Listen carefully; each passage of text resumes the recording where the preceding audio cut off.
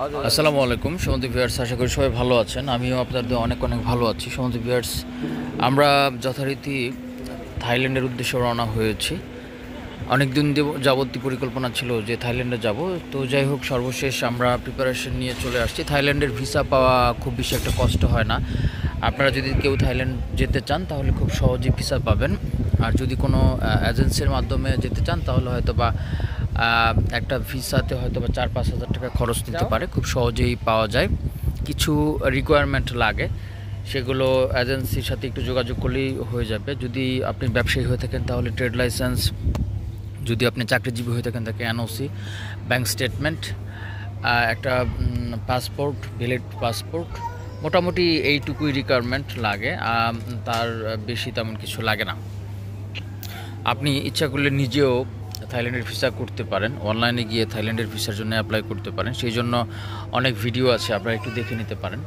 তো আমরা দুই দেশে ভ্রমণ করেছিলাম, থাইল্যান্ড এবং মালয়েশিয়া। আমাদের টিকিট পড়েছিল প্রায় 1,55,000 টাকার মতো। তো এখানে আমার ছোট একটি মেয়ে ছিল, তার বয়স ছিল 1 বছর। তার পুরোপুরি ফেয়ারটা লাগে নাই, তার কম লেগেছে। তো অলমোস্ট আমরা বাংলাদেশ থেকে থাইল্যান্ড, থাইল্যান্ড থেকে মালয়েশিয়া, মালয়েশিয়া থেকে ঢাকা। তো বিমানের কথা কিছু না বললেই নয়, বাংলাদেশ বিমানে আমরা বাংলাদেশ থেকে থাইল্যান্ড গিয়েছিলাম। তো আমাদেরকে আপনারা দেখতে পাচ্ছেন যে একটা লাঞ্চ দেওয়া হয়েছিল। সেখানে বিফ ছিল বা চিকেন ছিল, যার যার ইচ্ছা অনুযায়ী আপনারা বিফটা নিতে পারতেন বা চিকেনটা নিতে পারতেন। তো আমাদের মোটামুটি 3 ঘন্টার মতো লেগেছিল থাইল্যান্ড যাইতে সর্বমোট। আমরা থাইল্যান্ডের সুবর্ণভূমি এয়ারপোর্টে নেমেছিলাম। আমরা সুবর্ণভূমি এয়ারপোর্টে নামার পরে আমাদের প্ল্যান ছিল যে পাতায়া সিটিতে যাব। পাতায়া সিটিতে যেতে পাবলিক বাস আছে, পাতায়া সিটির উদ্দেশ্যে ছেড়ে যায় প্রতি আধা ঘন্টা পর পর। এটা সুবর্ণভূমি এয়ারপোর্টের নিচতলায়, গ্রাউন্ড ফ্লোর থেকে ছাড়ে। তো সেখান থেকে ভাড়াটা একটু কম নেয়, সেখানে 143 বাদ করে আমাদের নিয়েছিল। আর অন্য প্রাইভেট যদি আপনি যান বা গ্র্যাবে যদি যান তাহলে অনেক টাকা ভাড়া পড়বে, প্রায় 1500-1600 বাদ নিয়ে যাবে। তো সেক্ষেত্রে অবশ্যই খরচটা অনেক বেশি হবে। আর পাবলিক বাসের আরেকটা বিষয় হচ্ছে, সেখানে আমার ছোট মেয়ের জন্য টিকিট লেগেছিল। যদি আপনি এরকম ছোট বাচ্চা থাকে 1 বছর বা 2 বছর 3 বছর পর্যন্ত, তাহলে তাদের সামনে কাউন্টারে না নেওয়াই বেটার। যদি তাদের সামনে কাউন্টারে নিয়ে যান তাহলে অবশ্যই তাদের টিকিট নেবে। তার মানে আপনার জনপ্রতি 143 বাদ করে বেশি লাগবে, যেটা আমার লেগেছে। আমার 2টি টিকিট হলেই হয়তো বা হতো। আমি আসার সময় যে জিনিসটা করেছি, পাতায়া থেকে 2টা টিকিট আমি কেটেছি, আর যাওয়ার সময় আমার 4টা টিকিট আমি কেটেছি। তার মানে আমার 143 বাতের ডাবল আমার 2 মেয়ের জন্য লেগেছে। পাতায়া সিটিতে হোটেলের লোকেশন অনেক আছে, বাঙালি অনেক আছে। সেখানে মাহি হোটেল অ্যান্ড রেস্টুরেন্টে আমরা উঠেছিলাম। মাহি হোটেল অ্যান্ড রেস্টুরার আমাদের ভাড়া নিয়েছিল পার নাইট 700 বাত করে, যেটা হয়তো বা আরও কম লাগতো যদি আমাদের 2টি বাচ্চা সাথে না থাকতো। কারণ এখানে নিয়ম হচ্ছে যে একটা রুমে সর্বোচ্চ 2 জন থাকতে পারবেন, ফ্যামিলি মানে হাজব্যান্ড ওয়াইফ থাকতে পারবেন, কিন্তু বাচ্চাদের জন্য আলাদাভাবে তাদেরকে বেড নিতে হবে। তার মানে 2টা বেড নিচে আপনাকে দিয়ে দিবে, একটা বেড দিয়ে দিবে, সেই বেডটার জন্য এক্সট্রা তাদেরকে 200 বাদ দিতে হবে। আর যদি আপনাদের বাচ্চা কাচ্চা না থাকে তাহলে শুধু যদি 2 জন থাকেন তাহলে সেটা 500 থেকে 600-700 বাতের মধ্যে পাতায়া সিটিতে হোটেল পাওয়া যায়। হোটেলটা খুব সুন্দর ছিল এবং দেখার মতো ছিল, এবং পাতায়া সিটির একবারে পাশেই ছিল, মানে সি বিচের পাশেই ছিল। সি বিচে হেঁটে যেতে 1 মিনিটের মতো সময় লাগতো। আরেকটা বিষয় হচ্ছে, ওখানে আপনারা বাঙালি রেস্টুরেন্ট আছে বা ইন্ডিয়ান আছে, বাঙালি খাবারও অ্যাভেলেবেল পাওয়া যায়। এবং সেখানে অবশ্যই খাবার দাবার একটু মানে দাম দর চেখে আপনারা খাবেন, তাহলে আপনারা বুঝে শুনে খেতে পারবেন। যেমন আমরা যখন ডিম মামলেট দিয়েছি, ডিম মামলেটের যে খরচ পড়েছে তাতে আমরা বিশেষ করে আমি একটু মানে আশ্চর্য হয়েছিলাম যে এত দাম। কিন্তু একটা মামলেট তারা 2টা ডিম দিয়ে থাকে, মানে ডাবল দিয়ে থাকে সব কিছু। মানে আপনি মাছ নিচ্ছেন, ২ পিস মাছ দিবে এবং খুব বড় বড় সাইজের থাকে, বা মাংস নিচ্ছেন সেটা অনেক পরিমাণে থাকে। তো সেটা একটু কথা বলে নেবেন, নয়তোবা প্রথমেই যদি হুট করে অর্ডার করেন তাহলে দেখা যাবে যে এক্সট্রা জিনিস চলে আসছে, যেটা আপনি চিন্তাও করতে পারবেন না। পাতায়া সিটি থেকে আমরা ঘোরাঘুরির পর আমরা চিন্তা করলাম যে কোরাল আইল্যান্ডে আমরা যাব। তো কোরাল আইল্যান্ডে যাওয়ার জন্য ওইখানে কয়েকটা ওয়ে আছে। সেটা হচ্ছে পাতায়া সিটি থেকে প্রায় 30 মিনিট 35 মিনিটের রাস্তা, সাগর পাড়ি দিয়ে যেতে হয়। তো সেটা একটা দ্বীপ, সেখানে স্পিড বোট এবং ছোট ছোট যে জেটিগুলো আছে, মানে জাহাজগুলো আছে, সেগুলোর মাধ্যমে যাওয়া যায়। আর তাছাড়া আরেকটা সহজ ওয়ে হচ্ছে ফেরির মাধ্যমে যাওয়া যায়, বড় ফেরির মাধ্যমে যাওয়া যায়। সেখানে 34 বাত নিয়ে থাকে পার পারসন। আর যদি আপনি ছোট জাহাজ কিংবা স্পিড বোটে যেয়ে থাকেন তাহলে সেখানে আপনার 1500, 1600, 800, 900, 2000 বাত, যার কাছ থেকে যেরকম নিতে পারে আর কি, এরকমভাবে নেওয়া হয়ে থাকে আর কি। তো যেহেতু আমরা সংখ্যায় বেশি ছিলাম মানুষজন, তো সেই কারণে আমাদের খরচটা একটু বিবেচনায় আনতে হয়েছে, যে কারণে আমরা ফেরিতে করে আমরা যাচ্ছি। আর ফেরির লোকেশনটা পেতে একটু কষ্ট হয়েছে। তো পাতায়া সিটির যে ওয়াকিং স্ট্রিট আছে, ওয়াকিং স্ট্রিটের ঠিক লাস্ট প্রান্তে আমরা হেঁটে গিয়েছিলাম, এবং হাঁটতে ওইখানে তো যাওয়ার মতো হাঁটা ছাড়ার কোনো উপায় নেই। ওইখানে হাঁটতে একটু কষ্ট হচ্ছিল, কারণ অনেক গরম ছিল এবং প্রায় 15 থেকে 20 মিনিটের মতো সময় লেগেছিল। তো আমরা ফাইনালি ফেরিঘাটে গেলাম। ফেরিঘাটে যাওয়ার পরে আমরা দেখলাম যে প্রতি আধা ঘন্টা থেকে 1 ঘন্টা পর পর ফেরি ছাড়ে, এবং সেটা ভোর 6টা থেকে শুরু হয় যাওয়া, এবং সর্বশেষ বিকেল 5টায় কোরাল আইল্যান্ড থেকে ফিরে আসে। তো সেখানে প্রচুর পরিমাণের পর্যটক গিয়ে থাকে, প্রচুর পরিমাণের মানুষ গিয়ে থাকে অহরই। এত রোদ, এত গরম ছিল, তারপরে অনেক লোক গিয়েছিল। তো আমরাও সেই সাথে তাদের সহযাত্রী হয়েছিলাম, এবং সেটা খুবই এনজয়েবল ছিল। সমুদ্রের নীলাভ পানি এবং খুবই ক্লিন পানি, এবং খুব সুন্দর সমুদ্রের পাশে বড় বড় আপনার পাহাড় ছিল, এবং নয়নবিরা মানে লোকেশনটা ছিল, এবং দর্শনীয় ছিল। কোরাল আইল্যান্ডের অনেকগুলো স্পট আছে, সেখানে ভাড়ায় স্কুটার পাওয়া যায়, মোটর সাইকেল পাওয়া যায়। তো সেই মোটর সাইকেলের মাধ্যমেও আপনি প্রত্যেকটা স্পটে আপনি ঘুরে আসতে পারেন। তো আমরা যেহেতু ফ্যামিলি মেম্বার ছিলাম অনেকজন, 4 জন, এবং ছোটো বাচ্চা ছিল, যে কারণে সবগুলো স্পটে আমি যেতে পারিনি, জাস্ট 2টা লোকেশনে আমরা গিয়েছিলাম। তো সেখানে আপনারা ইচ্ছারকম খাবার খুব বেশি একটা পাওয়া যায় না। সেখানে দর্শনীয় বলতে শুধুমাত্র সমুদ্রের যেই দর্শনীয় বিষয় সেটা না, তার বাইরেও সেখানকার যে পার্বত্য ভূমির সাথে যে সাগরের যে একটা মিশ্রণ, সেটার একটা সুন্দর একটা দৃশ্য আপনারা সেখানে উপভোগ করতে পারবেন। কোরাল আইল্যান্ডে যাওয়ার পর একটা জিনিস দেখলাম যে ডাব সেখানকার খুবই প্রসিদ্ধ একটা খাবার, এবং প্রত্যেকটা ডাবের মূল্য ছিল 60 বাত। 60 বাতে বাংলাদেশের প্রায় 240 টাকার মতো অ্যাপ্রক্সিমেটলি।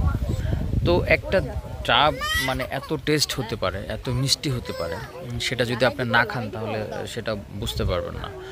আর আরেকটা জিনিস আমি খেয়েছিলাম, সেটা হচ্ছে থাইল্যান্ডের আম। তো আমটাও খুব মিষ্টি ছিল। আমরা খুব বেশি পরিমাণের আম খেয়েছি এবং ডাব খেয়েছি।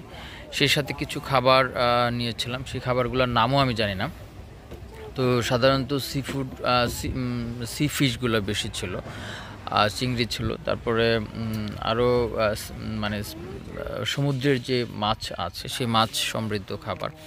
তো খুব বেশি একটা নাম বলতে পারবো না, জাস্ট অর্ডার করেছি কোনটা কোনটা মেনুতে আছে কি কি, মানে দেখে পছন্দ করে অর্ডার করেছি।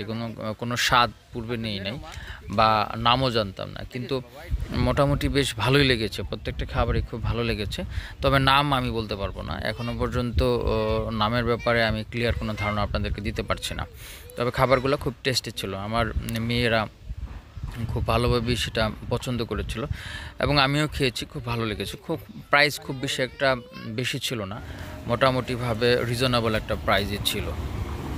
খাবারগুলো অনেকটা সেট মেনুর মতো ছিল, একটা সেট মেনু 130 বাত, 140 বাত, 120 বাত, 80 বাত এরকম করে নিয়েছিল আর কি। আমরা কোরাল আইল্যান্ডে 3 থেকে 4 ঘন্টার মতো ছিলাম। তো সেখান থেকে ফিরে আসার সময় আমরা ওয়াকিং স্ট্রিট দিয়ে হেঁটে হোটেলে আসছিলাম। তো আপনারা দেখতে পাচ্ছেন যে দিনের বেলা ওয়াকিং স্ট্রিটের যে অবস্থা, সেটা রাতের বেলা সম্পূর্ণ চেহারা পাল্টে যায়। তো পাপের নগরী আসলে এই পাতায়াতে এই রাস্তাটাই হচ্ছে মেইনলি দর্শনীয় জায়গা বা পাপের রাজ্য হিসেবে পরিচিত, যেখানে রাতের বেলা বিভিন্ন ধরনের পাপের মাতনে এখানকার মানুষজন মেতে ওঠে বা এখানে যিনারা আসেন তিনারা মেতে ওঠে। এখানে সব কিছুই আছে, মানে মানুষের চাহিদার জন্য, মনোরঞ্জন সবই আছে। তো আমরা রাতে ম্যাকডোনাল্ডসে গিয়েছিলাম, সেখানে ম্যাকডোনাল্ডসের একটা ব্রাঞ্চ আছে, সেখানে ম্যাকডোনাল্ডসে আমরা গিয়েছিলাম এবং সেখানে আমরা রাতের খাবার খেয়েছিলাম। তো আপনারা রাতের পাতায়া দেখতে পাচ্ছেন, রাতের বেলা পাতায়া সিটি বারে সমৃদ্ধ থাকে। বিভিন্ন ধরনের বারে বিভিন্ন ধরনের গান বাজনা, সঙ্গীত শিল্পীগণ সঙ্গীত পরিবেশন করে থাকে এবং বারে যে সকল ব্যক্তিগণ ড্রিঙ্কস করে থাকেন তারা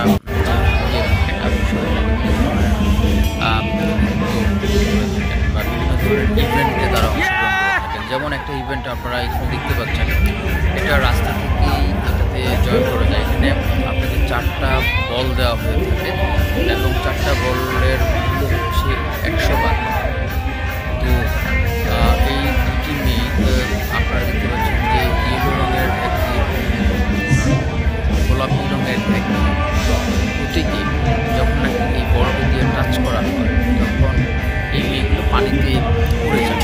তো এটা একটা বিনোদনমূলক একটা ইভেন্ট। এরকম শত শত ইভেন্ট আছে বা এখানকার মানুষজন বিভিন্ন ধরনের মনোরঞ্জনে ব্যস্ত থাকার জন্য এই পাতায়া সিটিতে এসে থাকেন এবং এই ওয়াকিং স্ট্রিটে সারা রাত বিভিন্ন ধরনের এনজয় তারা করে থাকেন।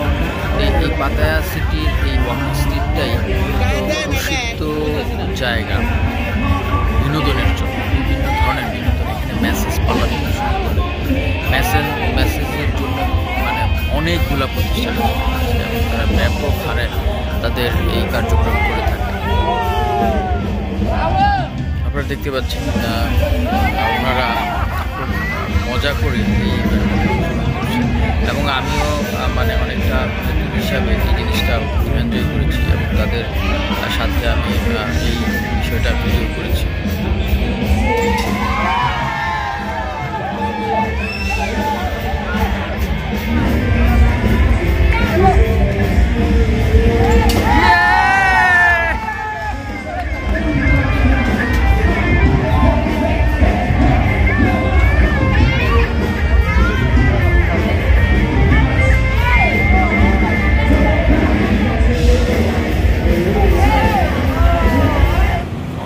পাতায়া সিটিতে আমরা 2 দিন থাকার পরে আমরা ব্যাংকক চলে আসি এবং ব্যাংককে আসার জন্য আমরা পাবলিক সার্ভিস বা পাবলিক বাস আমরা ইউজ করেছি।